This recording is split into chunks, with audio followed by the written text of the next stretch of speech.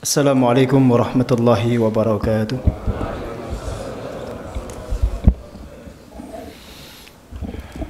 Alhamdulillah wasyukru lillah wassalatu wassalamu ala man la nabiyya ba'dah Muhammad ibn Abdullah wa ala alihi wa sahbihi wa mawalah. Asyhadu an la ilaha illallah wahdahu la syarika lah wa asyhadu anna Muhammadan abduhu wa rasuluhu la nabiyya wa la rasula ba'dah. Amma ba'd. Faqad qala ta'ala fi kitabihil karim wa huwa asdaqul qailin. Afala yatadabbaruna al-Qur'an am 'ala qulubin aqfaluha. Wa qala alaihi salatu wassalam Iqra'ul Qur'ana fa innahu ya'ti yawmal qiyamati syafi'an li ashabihi. Sadaqallahul azim wa sadaqa rasuluhul karim wa nahnu ala dzalika minasyahidin. Bapak Ibu segenap santri, ikhwan akhwat yang kami cintai, alhamdulillah kita kembali dipertemukan Allah Subhanahu wa taala malam hari ini di majelis ini dalam kondisi sehat walafiat. Alhamdulillah atas nikmat iman, alhamdulillah atas nikmat Islam, alhamdulillah atas nikmat kesempatan untuk thalabul ilmi, ngaji di majelis ini. Mudah-mudahan Allah Subhanahu wa taala menganugerahkan kepada kita ilmu yang bermanfaat, ilmu yang barokah fid din wad dunya wal akhirah. Salawat dan salam semoga selalu mengalir untuk junjungan kita Nabi besar Muhammad sallallahu alaihi wasallam.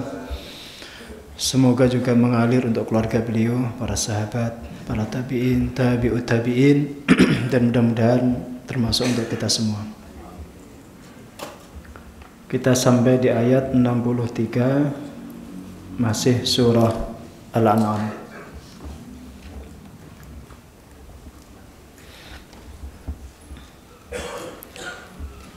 أعوذ بالله من الشيطان الرجيم قل من ينجيكم من ظلمات البر والبحر تدعونه تضرعا وخفية لئن أنجانا من هذه لنكونن من الشاكرين قل الله ينجيكم منها ومن كل كرب ثم أنتم تشركون قل هو القادر على أن يبعث عليكم عذابا من فوقكم أو من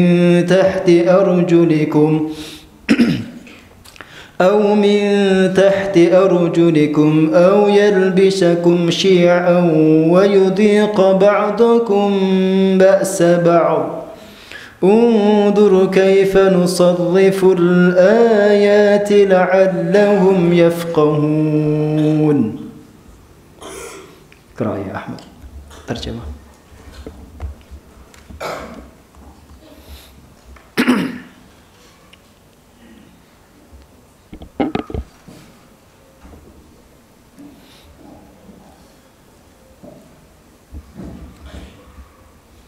Katakanlah Muhammad, siapakah yang dapat menyelamatkan kamu dari bencana di darat dan di laut?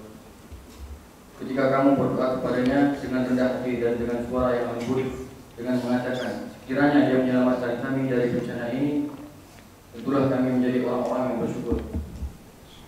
Katakanlah Muhammad, Allah yang menyelamatkan kamu dari bencana itu dan dari segala macam kesalahan, namun kemudian kamu kembali menyekutukannya. Katakanlah Muhammad, dialah yang berkuasa mengirimkan azab kepadamu dari atas atau dari bawah kakimu, atau dia mencampurkan kamu dalam golongan-golongan yang saling bertentangan dan merasakan kepada sebagian kamu keganasan sebagian yang lain.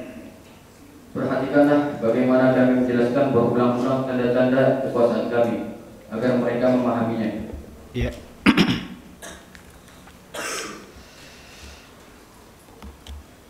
Ini salah satu tema yang diulang beberapa kali di surah Al-An'am. Tema tentang keesaan dan kekuasaan Allah yang diingatkan terus baik kepada kita orang-orang yang beriman, lebih-lebih kepada orang-orang kafir, orang-orang musyrik. Satu hakikat yang kadang-kadang dilupakan oleh manusia, bahwa di saat krisis terjadi pada dirinya, dia pasti dipaksa kembali kepada Tuhan. Tapi ketika kondisi kembali normal, dia melupakan Tuhan itu. Bahkan dia mensekutukan Tuhan itu dengan Tuhan-Tuhan yang lain yang tidak sebanding, yang tidak layak dipertuhankan. Itu tema 3 ayat, beberapa ayat yang tadi kita baca ini. Qul, katakanlah wahai Muhammad, man, siapakah yunajjikum, yang bisa menyelamatkan kalian, min dhulumatil barri, dari bencana-bencana yang ada di bumi, di daratan, wal bahri, dan di lautan, tad'unahu, yang engkau berdoa kepadanya, tadarruan, secara jahran, secara terang-terangan, wa khufyatan, dan secara rahasia, sembunyi-sembunyi. Engkau berjanji, la in anjana, sungguh benar-benar jika dia, Tuhan maksudnya, menyelamatkan kami, min hadhihi, dari bencana-bencana ini, lanakunanna, maka kami benar-benar akan menjadi minasyakirin, orang-orang yang bersyukur. Qul, katakanlah wahai Muhammad, Allahu yunajjikum, Allah lah yang menyelamatkan kalian, minha, dari bencana-bencana tersebut, wa min kulli karbin, dan dari setiap kesusahan, summa antum tusyrikun, kemudian kalian setelah itu menjadi orang-orang yang mensekutukan dia, atau kemudian kalian setelah itu kembali mensekutukan dia. Qul, katakanlah, huwal qadiru, dialah yang maha kuasa, ala an yab'atsa, untuk mengirimkan alaikum, atas kalian, azaban, suatu azab, min fauqikum, dari atas kalian, au min tahti arjulikum, atau dari bawah kaki-kaki kalian, au yalbisakum, atau mencampurkan kalian, mencampur adukkan kalian, syia'an, secara bergolong-golongan, wa yudhiqa ba'dakum, dan menimpakan kepada sebagian kalian, ba'sa ba'din, keganasan sebagian yang lain. Undur, saksikanlah, perhatikanlah wahai Muhammad, kaifa nusarrifu, bagaimana kami telah menjelaskan berulang-ulang, al-ayati, ayat-ayat kami, la'allahum yafqahun, agar mereka memahami secara mendalam. Ini perintah Allah kepada Rasulullah, ya, untuk bertanya atau melemparkan satu pertanyaan kepada orang-orang musyrik. Nanti akan ada keterangan itu dari Hasan, ya, dari Al-Hasan Al-Basri, bahwa ayat ini konteksnya lil musyrikin, untuk orang musyrik. Satu pertanyaan yang nanti akan dijawab Allah sendiri itu.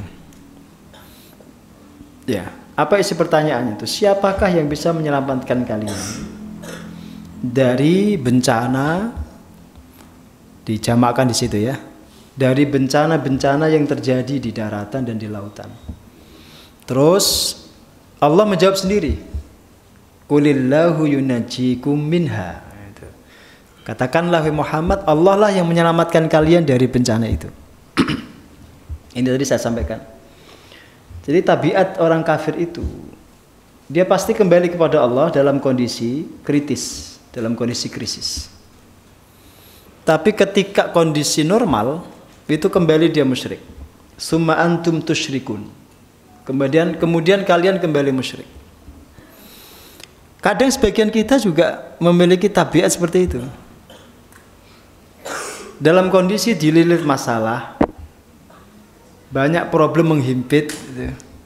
Kita begitu dekat dengan Allah. Bahkan kita akan sangat dekat, kita akan sholat, kita akan doa, kita akan puasa. Begitu. Tapi ketika masalah itu berlalu, ketika problem itu pergi, kita kembali melupakan Allah. Dan itu salah satu sifat yang sebenarnya buruk, yang dibahasakan oleh ayat berapa itu surah An-Nisa itu. Wala yadhkuruna Allaha illa qalilan. Di antara tabiat orang munafik itu tidak ingat Allah kecuali sedikit. Sedikit itu kapan? Ya saat terjadi masalah itu. Saat dia mendapati masalah, itu dia beringat Allah. Tetapi ketika masalahnya pergi, dia lupa kembali. Dia tidak ingat kembali Allah Subhanahu wa taala. Nah, sifat seperti itu sebaiknya dihindari. Jadi mestinya kalau kita mendapatkan masalah, yuk ingat Allah, masalah pergi, yuk ingat Allah gitu. Bahkan mestinya ketika masalah itu pergi, kita makin bersyukur. Kita makin berusaha untuk mendekatkan diri kepada Allah sebagai ekspresi kesyukuran. Ya, tapi tabiat manusia ya seperti yang diceritakan di sini itu. Tentang sifat orang musyrik. Ini terkait orang musyrik sebenarnya. Cuma diceritakan kepada kita agar tabiat ini tidak kita ikuti. Bencana di ayat ini dibahasakan dengan dzulumat. Dzulumat itu jamak dari kata zulmah, maknanya gelap. Kalau dzulumat itu makna letterlexnya itu sebenarnya kegelapan. Tidak tunggal. Kalau zulmatun itu kegelapan saja. Tapi kalau dzulumat itu kegelapan. Kenapa bencana itu dibahasakan ayat ini dengan dzulumat? Ada satu kesamaan. Dzulumat itu sebenarnya kondisi di mana seseorang itu tidak bisa menentukan arah. Dia tidak tahu kemana melangkah, alias bingung. Maka orang kafir itu dibahasakan Allah fi dzulumat, berada dalam kegelapan. Itu karena mereka berada dalam kebingungan tentang banyak konsep keyakinan. Mereka bingung. Sementara orang beriman itu dibahasakan dalam cahaya. Karena orang beriman itu tahu persis bagaimana konsep keyakinan yang benar. Dan dia tahu arah kembali kepada Allah. Tahu tujuan hidupnya apa. Tahu misi hidupnya apa. Sementara orang kafir itu enggak. Ya taraddatun. Mereka bingung itu. Nah bencana pun begitu sebenarnya. Bencana itu seringkali membuat sebagian kita itu bingung. Enggak tahu apa yang harus dilakukan. Tidak tahu apa yang akan terjadi dengan kondisi seperti ini di masa yang akan datang. Seperti kebingungan kita kemarin ketika kita dihantam pandemi itu. Banyak orang bingung. Banyak orang bingung tidak tahu apa yang akan dilakukan. Bagaimana mensikapi kondisi itu? Banyak orang yang bingung. Makanya kemudian kenapa bencana itu dibahasakan dzulumat. Kegelapan bahasanya itu. Seperti dunia ini gak ada sinar, gak ada cahaya, sehingga orang gak tahu mau melangkah kemana, gak tahu. Iya kan? 2 tahun itu kita hampir gak tahu apa yang akan kita kerjakan. Saya dihantam pandemi itu, tapi bahkan yang paling terpuruk kan dunia pendidikan itu. Online, offline gitu kan? Tatap muka enggak. Diuji coba, libur lagi, diuji coba, libur lagi gitu kan. Padahal mestinya orang-orang yang berpendidikan, para praktisi pendidikan, para guru, mohon maaf ya, orang-orang latar belakangnya memang dunia intelektual, akademisi, itu orang yang paling melek dan paling tidak bingung mestinya. Tapi ternyata faktanya mereka orang yang paling bingung. Itu fakta loh. Orang yang paling bingung, kecuali para kiai di pesantren itu tidak ada bingungnya itu. Tapi di kampus-kampus umum saya katakan, Yang disetel kurikulumnya dengan model barat itu bingung mereka. Mulai ndak gitu. Bahkan perlu ada uji coba kan? Al-Fatih ndak perlu uji coba, datang bleng sakit sembuh kan? Mulai pelajaran. Ya ndak? Kan waktu antum datang itu saya sakit, antum sakit kan? Tapi sembuh ndak? Sembuh ya begitu, tabiat penyakit itu biasa aja. Kok kayak nggak pernah sakit kita ini? Kayak setahun 2 tahun hidup di dunia ini, kita udah puluhan tahun hidup di dunia ini. Kayak nggak kenal tabiat dunia aja. Dunia itu nggak ada nggak ada yang abadi, nggak ada yang selamanya. Termasuk sakit itu nggak ada yang abadi. Pandemi itu nggak ada yang abadi. Itu karena orang paham dengan ilmu tentang dunia. Maka ma'rifatul dunia itu penting. Itu bingung maksudnya itu. Hatta profesor tuh bingung di kampus. Bingung dia. Itu tabiat bencana. Ya, apalagi kalau ada kondisi yang umpamanya ya yang menambahi bencana itu. Apa kondisi yang menambahi bencana itu? Pemberitaan yang nggak karu-karuan, makin bingung lah tuh. Ini sebenarnya virus ini menular lewat apa? Lewat droplet atau lewat hembusan nafas atau lewat kentut ini? Bingung kan? Para pakar ini bingung. Ya kan? Sampai orang pakai masker rangkap 2 tuh, saking bingungnya itu. Saya di walimahan kemarin tuh beberapa waktu yang lalu tuh, ada bapak-bapak yang pakai masker itu di sini. Bukan di sini deh. Pakai maskernya di sini. Di kepala itu saking bingungnya dia. Mumet tadi nih, kok kayaknya lah. Itu maksudnya. Makanya dibahasakan dulu mat. Itu diksi Qur'ani. Pilihan kata dalam Quran itu, dan itu ada ilmunya. Antum cermati betul pilihan kata itu, sehingga ketika ngafalin Quran, antum mulai dengan belajar bahasa itu, antum akan menikmati menghafalin Quran itu, karena itu setiap katanya itu tidak sembarangan, dipilih betul oleh Allah, dipilih betul oleh Allah. Cuma kita mau mendalami atau enggak, paham ya? Dan kegelapannya itu enggak cuma satu, dijamakkan itu, dibentuk plural. Untuk menunjukkan bahwa kebingungan itu berbagai dimensi, multidimensi itu. Enggak cuma satu dimensi, tapi multidimensi. Itu ketika krisis datang. Nah, dalam kondisi krisis itu, para ulama tidak boleh bingung. Karena dia yang mewarisi para nabi. Dalam kemelut apapun, ulama tidak boleh bingung. Enggak boleh. Ulama itu pemimpin di masa-masa kemelut, di masa-masa kebingungan. Ketika banyak huru-hara terjadi, peperangan, kemelut di mana-mana, semua orang akan berlindung di belakang para ulama. Harus tidak bingung ulama itu. Tapi kalau ulamanya ikut bingung ya wassalam. Maka kemarin saya kritik kan, kiai kok ikut sosialisasi soal prokes. Kiai itu menenangkan jiwa umat aja dalam kondisi bingung itu. Yang ngurusi prokes itu biar teman-teman kesehatan.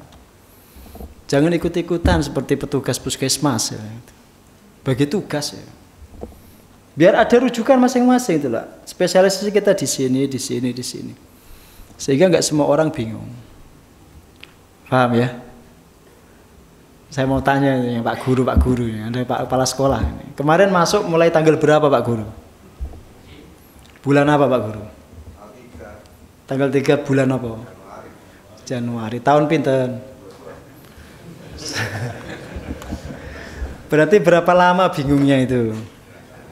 Sebenarnya nggak perlu bingung. Kalau segera kita kena, segera sembuh. Begitu sebenarnya.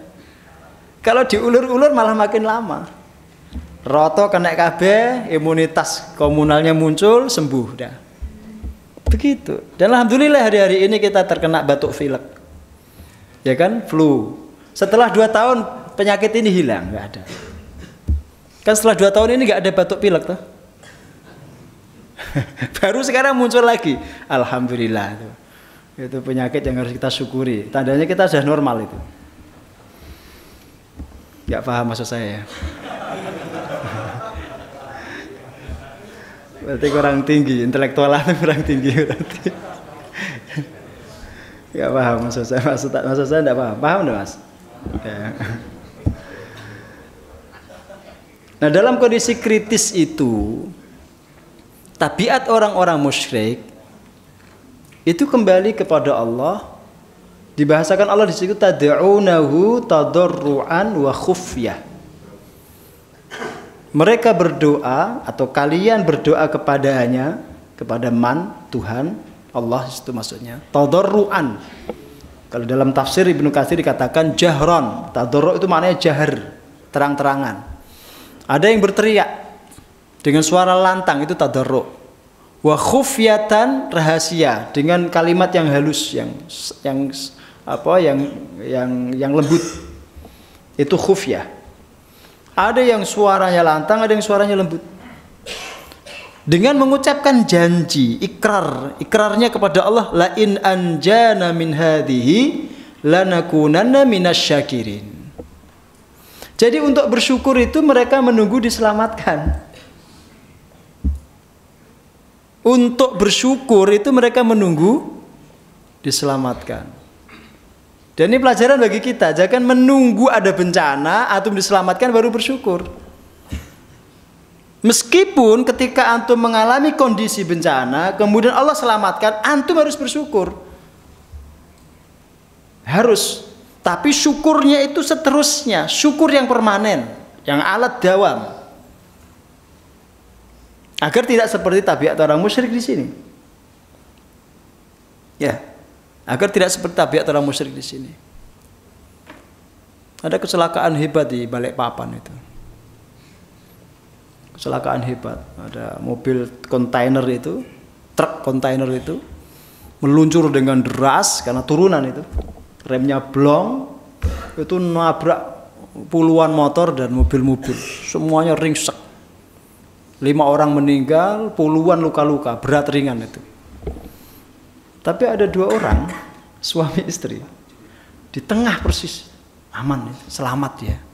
Cuma luka gores saja di tangannya. Roti yang dia bawa itu masih utuh. Masih utuh, rotinya itu masih utuh. Nggak tersentuh truk itu sama sekali. Ternyata hari itu dan hari-hari sebelumnya itu, dia itu biasa nganter jualannya itu ke rumah fakir miskin. Dia sedekah baru dia jualan itu. Ternyata betul kata Rasulullah, memang as-shadaqatu tadfa'ul bala. Sedekah itu bisa nolak bala itu.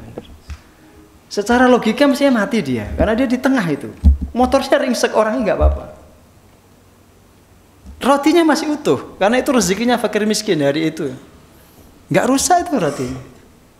Nggak bergeming di stang motornya itu. Dan itu viral, hari ini viral itu, dibahas. Ada anak kecil juga yang selamat. Nah, kondisi-kondisi begitu kan sering kita alami itu. Iya kan? Tapi kita dilatih oleh Allah Subhanahu wa taala melalui pengajian-pengajian kita, melalui majelis-majelis kita itu untuk bersyukur pada Allah itu tidak perlu nunggu kondisi begitu.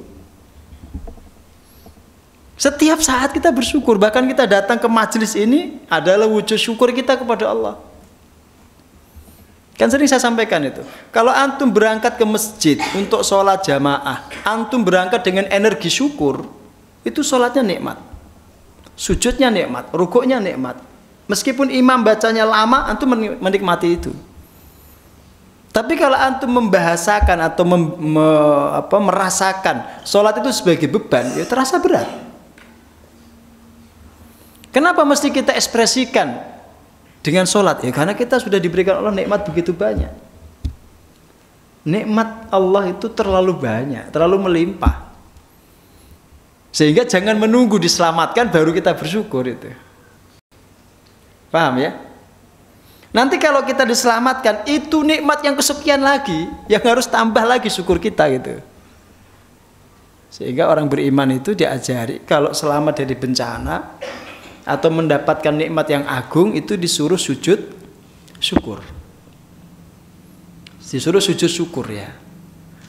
Bahkan disuruh untuk memperbanyak sedekah. Maka di dalam tradisi orang Jawa itu ada tasyakuran itu.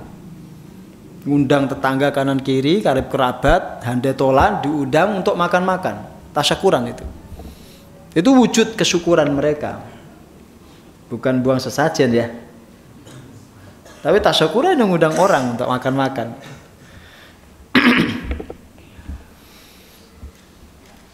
saking semangatnya mereka berjanji, itu kalau antum perhatikan kalimatnya itu. Mereka bersumpah atau mereka menggunakan kalimat penekanan itu. Di situ ada lam taukid, ada nun taukid. Lanakunanna minasyakirin.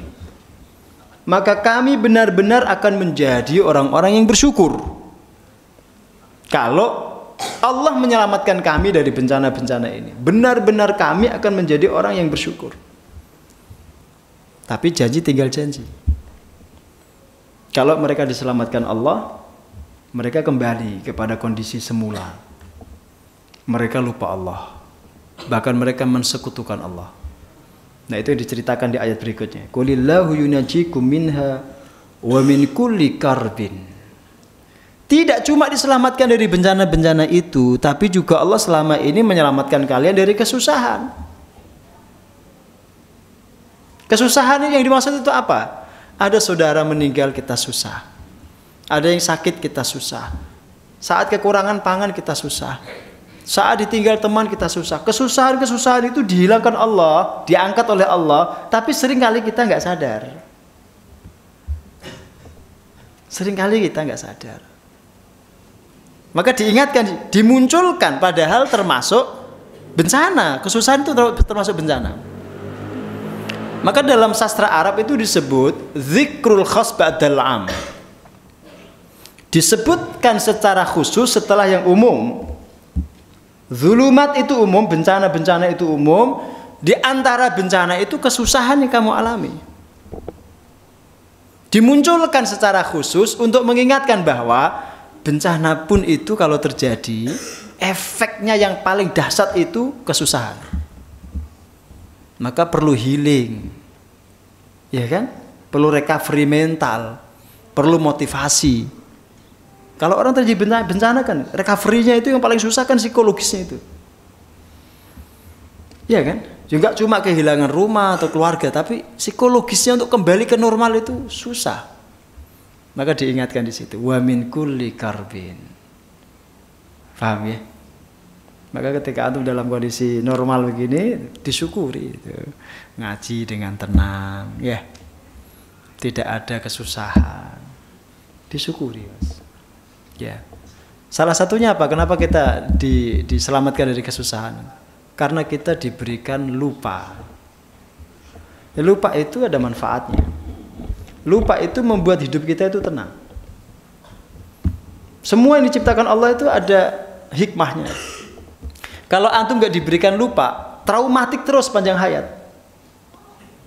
Terutama yang pernah mengalami bencana yang dahsyat atau kondisi yang berat, dia akan traumatik. Maka oleh Allah Subhanahu wa taala kita diberi nisyan, diberi lupa. Agar trauma itu berangsur-angsur hilang gitu. Berganti menjadi kondisi normal. Berarti lupa itu baik sebenarnya. Termasuk bapak-bapak ini ya, utangnya banyak. Itu kan bisa tidur nyenyak karena dilupakan sejenak oleh Allah dari hutang kan? Iya kan? Dilupakan sejenak, bukan melupakan terus ya, dilupakan sejenak. Sehingga bisa tidur nyenyak. Ya. Termasuk kalau antum menghafal Quran, antum diberi lupa, itu sebenarnya ada hikmahnya. Karena kalau antum sekali baca, antum hafal, tidak lupa terus, antum enggak dapat banyak pahala. Sedikit pahalanya malah. Karena antum enggak akan murojaah.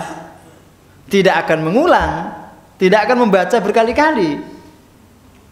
Tidak ada tikrar di situ. Tapi ketika antum sadar, antum itu diberikan Allah lupa, maka antum akan mengulang sekali, 2 kali, 3 kali, 4 kali, terus panjang hayat diulang, sehingga setiap hurufnya mendatangkan pahala. Berarti kan baik itu, lupa kan baik. Ya, lupa kan baik. Paham ya? Yang pelupa mesti seneng dia.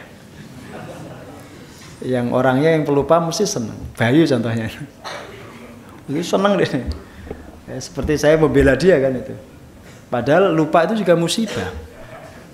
Gara-gara lupa itu orang semasjid bingung suruh nyarikan kunci. Itu kuncinya ketinggalan yang ngendi, sak masjid goleki kabeh. Qul huwal qadiru ala ayyab'atsa 'alaikum 'adzaban min fawqikum. Katakanlah, dialah Allah, zat yang berkuasa mengirimkan kepada kalian azab dari atas kalian. Azab dari atas itu guntur dan petir. Sebagian ulama mengatakan rihun asifah, angin kencang. Angin kencang itu kata para ulama datangnya dari atas. Ya, kata para ulama, topan itu dari atas, tornado, angin puting beliung, lesus zaman kita kecil. Itu datangnya dari atas. Itu azaban min fauqikum. Au min tahti arjulikum, atau dari bawah kaki kalian. Bencana yang dari bawah itu gempa. Apalagi banjir, apalagi gunung meletus, apalagi tsunami. Itu dari bawah. Au yalbisakum syia'an, atau dia mencampur adukkan kalian menjadi berkelompok-kelompok, terjadi perpecahan, entah karena suku, entah karena ideologi, entah karena agama, entah karena yang lain. Terus wa yudhiqa ba'dakum ba'sa ba'din, karena sebab perpecahan itulah sebagian kalian itu merasakan keganasan sebagian yang lain. Terjadi perang, terjadi huru-hara, terjadi haraj, saling bunuh, terjadi qatl, pembunuhan satu sama lain. Nabi pernah sholat di masjidnya Bani Muawiyah. Terus setelah sholat itu Nabi berdoa cukup lama, munajat kepada Allah. Dalam munajatnya itu beliau meminta 3 hal. 2 dikabulkan, 1 ditolak.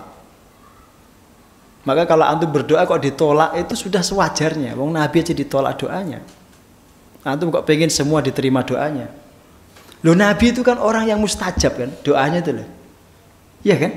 Tapi ada doa beliau yang nggak dikabulkan Allah, dan itu wajar. Untuk menunjukkan kalau Allah itu tidak bisa disetir hatta oleh nabinya, tidak bisa dikendalikan, nggak bisa diatur hatta oleh nabinya. Apalagi kita itu, maka kalau doa kita ditolak Allah, nggak dikabulkan, itu sudah wajar, itu udah benar, itu Allah sudah benar. Maka makin bangga kita dengan Tuhan kita. Berarti dia betul-betul Tuhan itu, nggak bisa kita atur. Apa itu yang diminta Nabi itu? 1, ya Allah, jangan binasakan umatku ini dengan banjir bandang, seperti banjir Nabi Nuh itu. Iya, kata Allah, aku kabulkan. Fa'ataniha, kata beliau. Kemudian yang kedua, ya Allah, jangan hancurkan umat ini dengan kelaparan. Sa'nah itu sinin, bahasa kita itu kelaparan, paceklik. Iya, kata Allah. Maka umat ini kan berlimpah makanan kan? Iya kan? Soal logistik nggak ada kekurangan. Kalau ada di sebagian daerah itu sekecil aja lah. Bukan fenomena umum itu. Rata-rata umat ini berkecukupan secara logistik. Ya kan? Bahkan di Klaten ini terkenal sebagai daerah paling gemar kuliner. Daerah destinasi kuliner paling diburu orang, Klaten, Jogja, Solo ini. Di sini itu. Makanya orang Klaten rata-rata badannya besar. Pembesar kan. Sehat itu, makanannya berlimpah. 2 dikabulkan. Tapi ketika Rasul minta, ya Allah, janganlah engkau biarkan umat saya ini berpecah belah kemudian saling membunuh satu sama lain. Tidak, kata Allah. Yang ketiga ini aku tolak doamu. Enggak dikabulkan oleh Allah, enggak diijabah oleh Allah. Maka sampai akhir zaman nanti, ila yaumil qiyamah, itu akan terus terjadi qatl wa haraj. Terjadi pembunuhan dan peperangan terus panjang zaman sampai kiamat. Karena doa Nabi ditolak, nih proposal Rasul ditolak oleh Allah. Itu maksud daripada ayat ini. Diselamatkan dari azab yang datang dari langit, dari bawah, dalam skala yang massal ya. Tetapi tidak diselamatkan Allah dari peperangan antar sama manusia. Maka dimanapun akan terjadi peperangan itu. Suriah hancur lebur, ya kan? Irak, Afghanistan, Libya. Terus mana itu yang Myanmar itu? Rohingya. Ya kan? Terus Afrika Selatan, Afrika Tengah. Terus mana lagi itu? Dan seterusnya itu, terus akan terjadi itu, termasuk Palestina, Yaman bahkan itu. Dan kadang antar sama Muslim itu berperang satu sama lain. Karena doa Nabi yang ketiga itu nggak dikabulkan oleh Allah Subhanahu Wa Taala. Maka orang yang beriman itu berusaha tetap, meskipun doanya Nabi itu tidak dikabulkan begitu, bukan berarti kita tidak menggalang persatuan. Tetap, karena masa-masa fitnah itu mesti akan datang. Tetap kita disuruh menggalang persatuan. Terutama dengan sesama muslim, kawan kita selama agama. Terutama. Maka jangan senang mengobarkan perang. Diingatkan Rasul dalam hadis yang pendek itu. Dan itu kalau kita baca betul dengan rasa syukur itu, kita akan sangat bersyukur setiap hari itu. Kata Rasulullah kan begini. Kalau kalian bangun di pagi hari, mu'afan fi jasadihi, sehat jasad kalian, ya, lahu qutu yaumihi, dia punya makanan di hari itu, cukup untuk makan hari itu, aminan fi sirbihi, aman kondisi kalian, nggak ada huru hara, nggak ada peperangan, faqad hizatid dunya bihadafiriha, maka sungguh dunia seisinya itu sudah diberikan kepada Anda. Apalagi yang Anda minta itu? Kalau 3 hari itu sudah dikasih. Sehat, bisa makan, aman. Coba antum merasakan tiap hari ini. Kan tiap hari antum merasakan itu kan? Badan sehat. Batuk-batuk pilek biasa lah itu.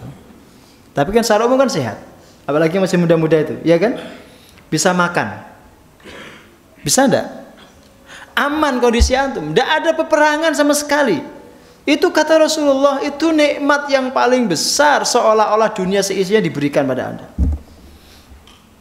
Yang mestinya kita iringi dengan syukur itu. Kalau kita bisa meresapi itu betul. Maka nanti caranya kalau kita mau mensyukuri nikmat itu gini caranya. Ya, melakukan studi komparasi. Melakukan studi perbandingan. Umpamanya, antum tidak akan merasakan nikmatnya sehat kalau antum tidak pernah melihat orang sakit. Maka wisata religi kadang-kadang perlu kita lakukan itu, mohon maaf berkunjunglah ke rumah sakit.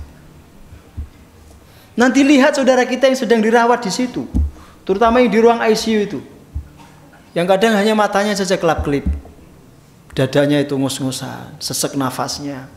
Ada yang baru dibelah kepalanya, dioperasi otaknya. Ada yang baru dibelah dadanya, perutnya. Kadang-kadang sebagian lukanya itu masih mengalirkan darah. Luar biasa, kalau kita melihat fakta begitu, kita akan, ya Allah, terima kasih atas nikmat sehat ini. Kadang itu perlu dilakukan. Nah, ketika kita ingin mensyukuri nikmat aman, kadang-kadang kita perlu menengok daerah-daerah konflik.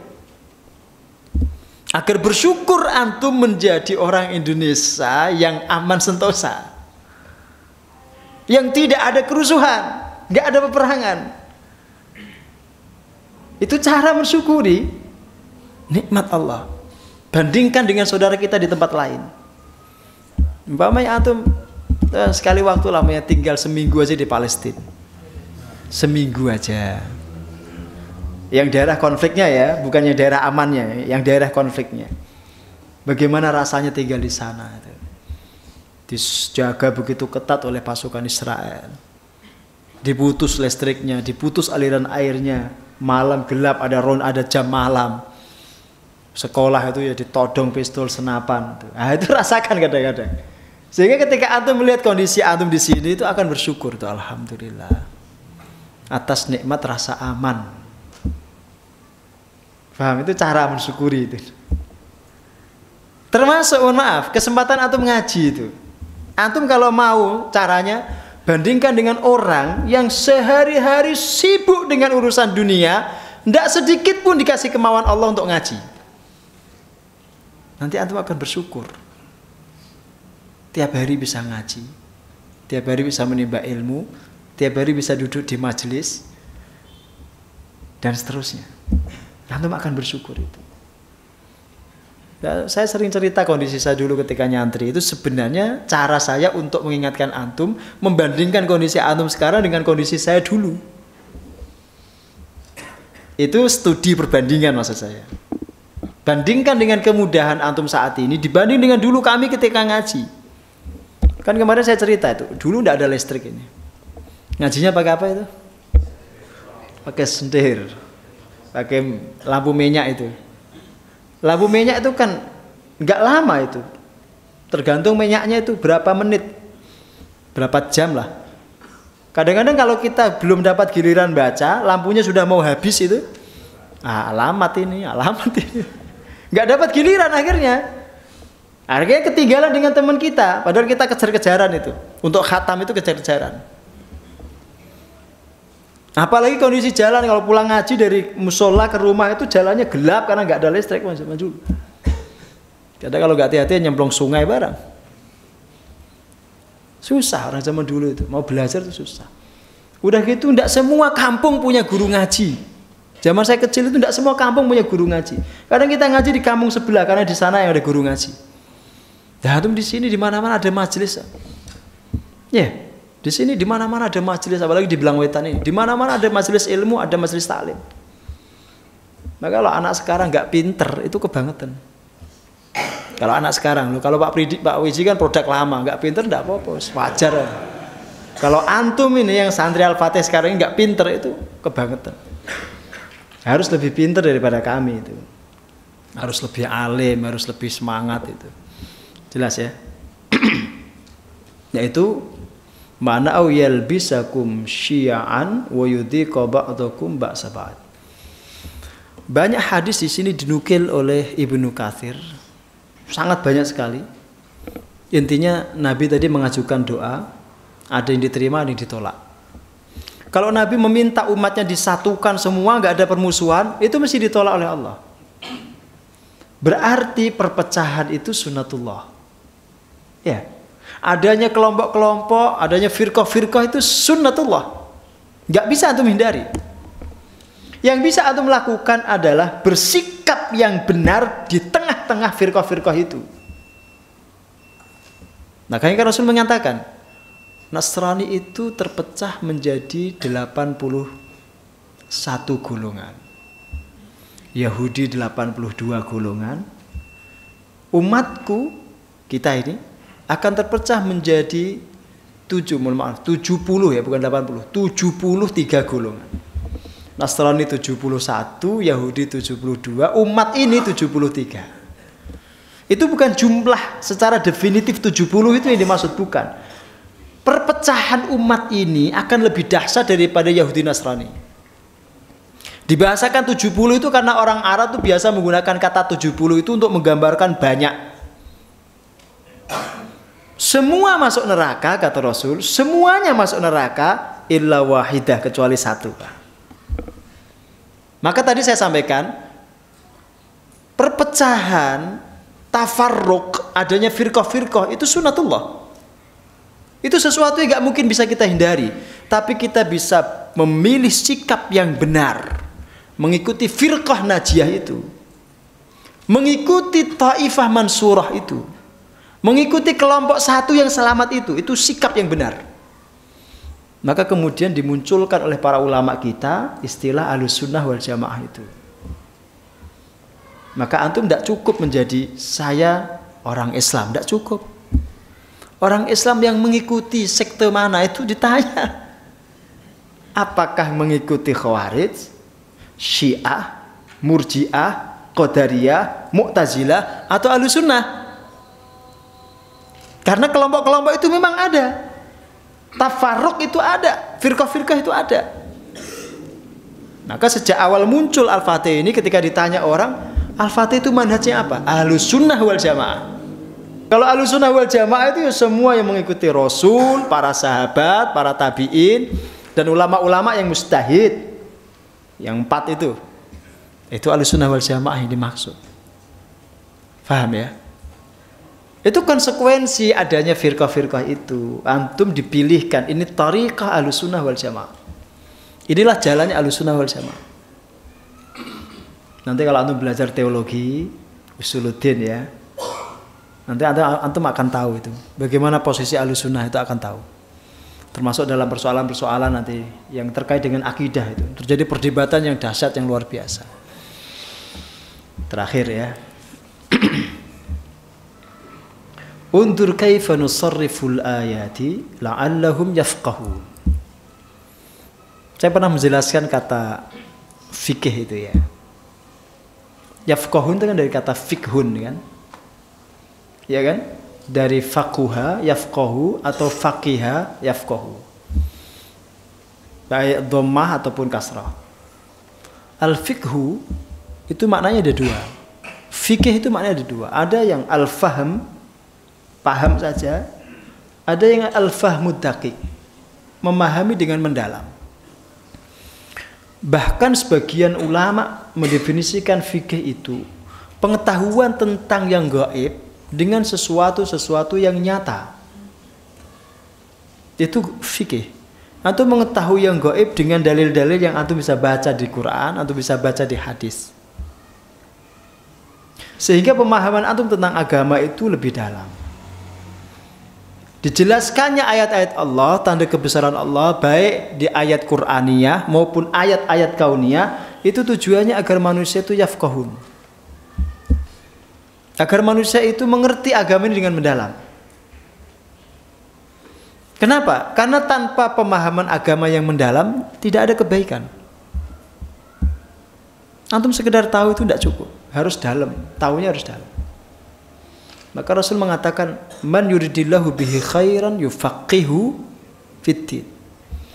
Berarti kalau di mafhum, kalimat itu kalau di mafhum ya, barang siapa yang Allah menghendaki kebaikan atas diri seseorang itu, maka dia akan difaqihkan dalam agama.